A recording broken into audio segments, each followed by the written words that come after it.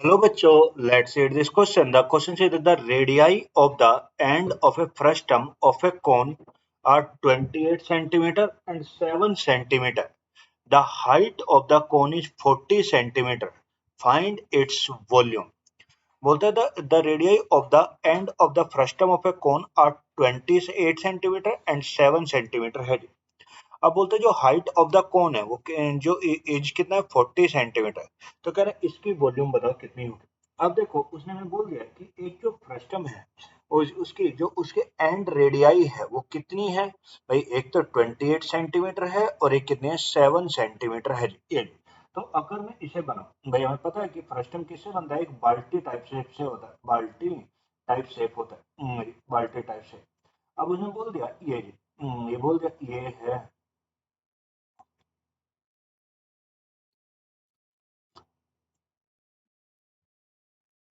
ये इसकी जो अपर ये एक रेडियस तो कितनी बता दी उसने बोल दिया. ये वाली रेडियस तो कितनी है 28 सेंटीमीटर है.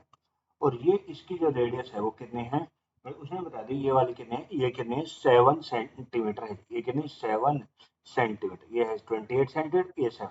और ये किसे कौन से कटा. तो अगर मैं इसे इससे बना दूं ये और ये यहाँ पे अगर इसे ऊपर बढ़ाएंगे तो ये कौन था इस टाइप से ये हमने बना दिया. ये अब देखो उसने बोल रखा है जो हाइट ऑफ द कोन है जो ये पूरा कोन है इस पूरे कोन की जो हाइट है वो कितने 40 सेंटीमीटर है. कितना 40 सेंटीमीटर. ये अब देखो अगर इसकी ये है इसकी क्या है इसकी ये है इसकी जो हाइट है कोन की कितने 40 सेंटीमीटर है.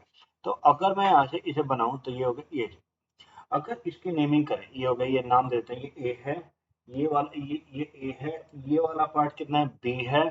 ये वाला पार्ट नेम का सी है. ये वाले का नाम डी दे दिया और ये वाले का ए ई दे दिया. सर ये अब ये मेरा हो गया. अब देखो यहाँ पे यहाँ से यहाँ तक अगर हम देखेंगे तो यहाँ से यहाँ तक एक ऊपर छोटा कोन है जिसकी हाइट क्या मान ली जिसकी हाइट मैंने मान लो इसके नीचे वाले की हाइट ऐसे कर लेते हैं. ये होगा ये फ्रस्टम की बात करनी है तो हमने मान लिया ये ऊपर वाला कौन है और ये नीचे वाले की जो मैंने मान ली इसकी हाइट कितनी एच मान ली. इसकी हाइट कितनी मान ली एच.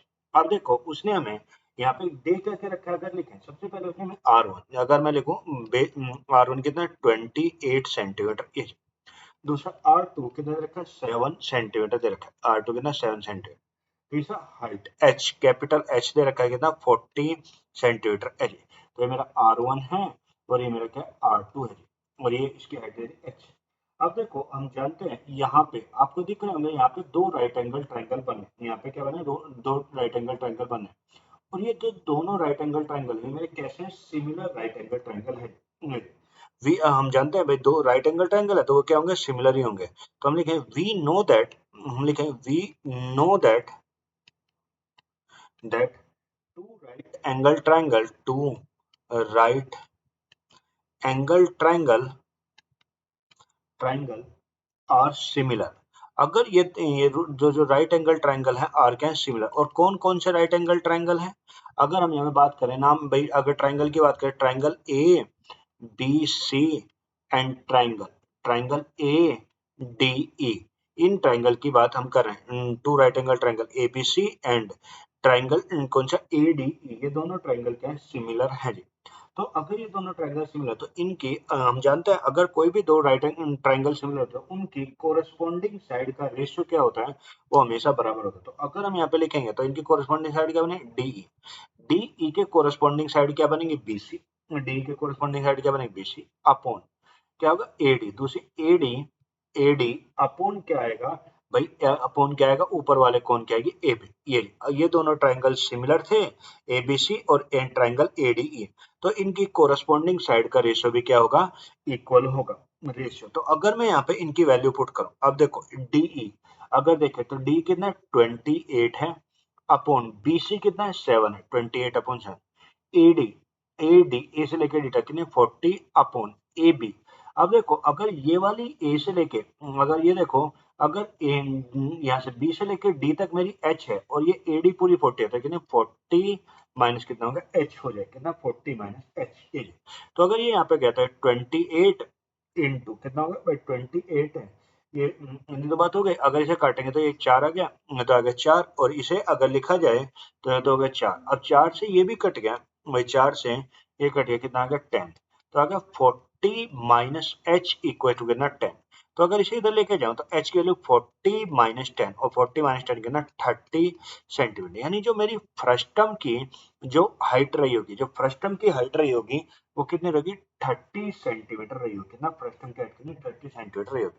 अब हम जानते हैं वॉल्यूम ऑफ फ्रस्टम का जो वॉल्यूम होता है, वॉल्यूम ऑफ फ्रस्टम का जो फॉर्मूला होता है, वॉल्यूम ऑफ फ्रस्टम का फॉर्मूला क्या होता है भाई? वॉल्यूम ऑफ फ्रस्टम का फॉर्मूला होता है 1/3 pi pi into R1 square plus R2 square plus R1 R2 और इंटू क्या होता है H होता है, R1 इंटू R2 इंटू क्या होता है H होता है ये।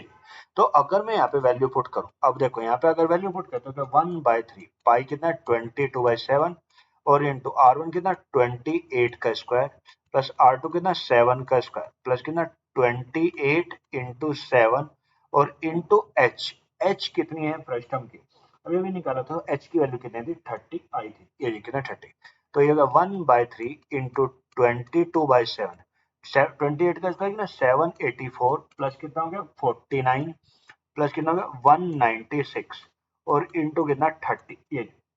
तो जब मैं इसे सोल्व करूंगा तो जो वॉल्यूम निकल के आएगी उन्हें 32340 और क्या भाई सेंटीमीटर क्यूब, यानी जो उस फ्रस्टम की वॉल्यूम रही होगी, जो उस फ्रस्टम की वॉल्यूम रही होगी वो कितना 32340 centimetre cube. So the correct option is option A. Hope you will understand it. Thank you and best of luck.